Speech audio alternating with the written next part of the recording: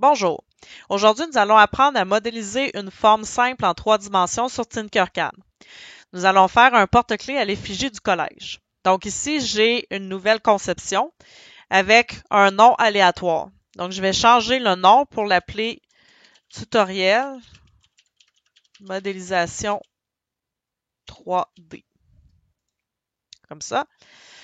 Et là, on va faire le porte-clés. Donc présentement, je suis dans une vue haut avant. Donc ça permet de bien voir les constructions. Je vais choisir une boîte solide que je vais venir mettre sur mon plan de construction. Avec la poignée en bas à droite, je vais ajuster les dimensions de mon prisme ou de ma boîte à 30 par 30. Et avec la poignée supérieure, je vais ajuster l'épaisseur à 5 mm. Donc maintenant, j'ai la base de mon porte-clés. Donc, mon porte-clés a maintenant besoin d'une perforation dans le haut pour pouvoir insérer un anneau dans lequel je vais ajouter les clés. Donc, je vais choisir un cylindre vide, ici, que je vais mettre sur mon plan de construction. Avec la poignée inférieure droite, je vais ajuster les deux rayons, donc le rayon horizontal et le rayon vertical, à 5 mm.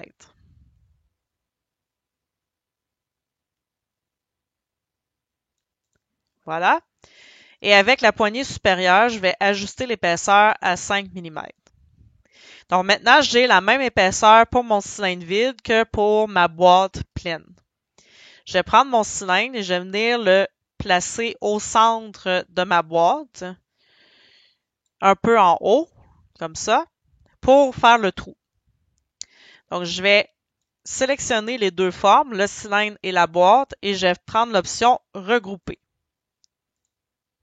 Et là, si on va dans la vue de haut, on voit qu'on a bien une perforation qui s'est ajoutée sur le porte-clés. Je vais rester sur la vue de haut pour la prochaine étape parce que ça va être plus simple. Donc, on va venir faire un biseau ici au niveau du coin supérieur droit. Donc, pour ça, on va aller chercher la forme biseau qu'on va mettre sur le plan de travail. On va faire des rotations sur le biseau pour l'amener dans la même orientation que le coin qu'on veut enlever. Donc, je vais faire une première rotation ici.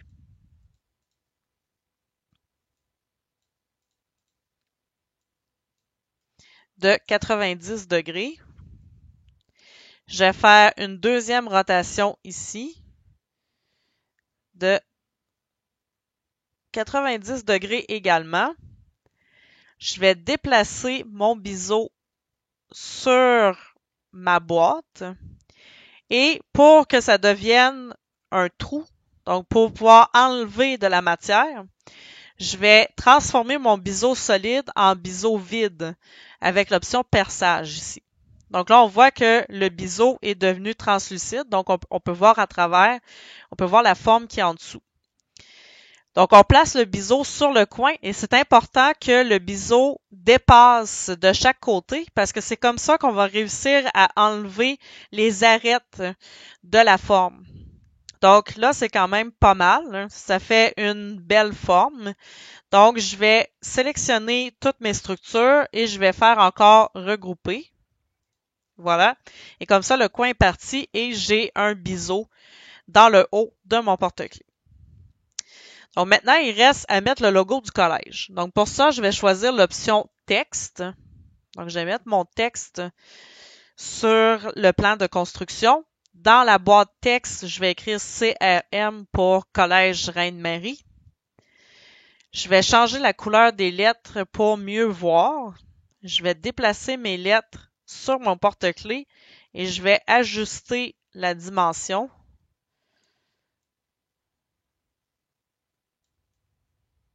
Comme ça, de manière à pouvoir centrer mes lettres, que ça prenne pas trop d'espace, que ça fasse quelque chose d'esthétique.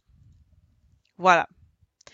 Là, présentement, les lettres, elles sont en relief sur le porte-clés. Donc, c'est pas ça que je veux. Moi, je veux avoir des lettres qui vont être gravées sur le porte-clés. Donc, ce que je vais faire, je vais sélectionner mes lettres et je vais les mettre en perçage. Donc, je vais les mettre en structure vide, comme ça, comme on a fait précédemment avec le biseau.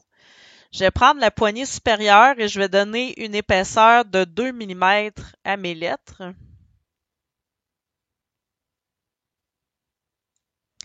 Et avec la flèche ici, donc l'axe des Y, je vais remonter mes lettres jusqu'à voir les lettres sur mon porte-clés. Donc ici, je vois les lettres là, comme en transparence sur le porte-clés. Donc, elles sont à la même hauteur que la face supérieure du porte-clés. Je vais sélectionner toutes mes formes et je vais faire regrouper. Et là, si je viens en vue de haut, on voit bien que les lettres sont présentes sur le porte-clés. Et sur la vue isométrique, si on zoome, on voit que les lettres sont bien encavées dans le porte-clés, donc sont bien gravées. Donc, on va revenir à la vue de haut. Avec le bouton droit, je peux basculer comme ça pour mieux voir. Donc, on a notre résultat final, un porte-clés en 3 dimensions à l'effigie du collège.